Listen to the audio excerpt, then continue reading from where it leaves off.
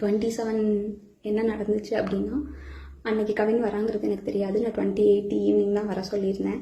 அவங்க தாத்தாக்கு தலையில் சூச்சர்ஸ் இருந்ததுனால நான் வந்துட்டு ரூம் பார்த்துட்டு அட்மிட் பண்ணணும்னு யோசிச்சிருந்தேன். அப்போ வந்துட்டு ஆஃப்டர்நூன் மங்கம்மாள் சாலைக்கிட்ட வந்து நின்றுட்டு தான் எனக்கு வந்துட்டு தெரியவே செய்யும் அவங்க வந்திருக்காங்கன்னு சொல்லிட்டு. ஸோ டேரெக்டாக அவங்கள நான் அங்கே ஐபிக்கு கூட்டிகிட்டு போயிட்டேன்.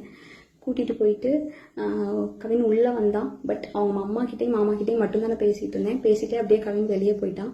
அங்கேருந்து கிளம்புறப்பந்தான் அவங்க அம்மாவும் கிளம்புறப்பந்தான் கவின் எங்கே அப்படிங்கிறதே நாங்கள் யோசித்தோம்.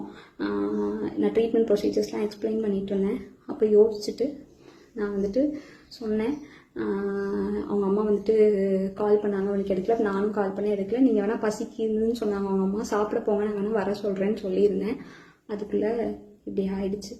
ஸோ வந்துட்டு இது தேவையில்லாமல் நிறையா இஷ்டத்துக்கு யாரும் வதந்தியை கிளப்ப வேண்டாம். உங்களுக்கு தோணுது எல்லாத்தையும் பேசாதீங்க. எங்கள் அப்பா அம்மாவுக்கு இதில் எந்த சம்மந்தமுமே கிடையாது, அவங்களுக்கு தெரியாது. இதை இதோட விட்டுருங்க.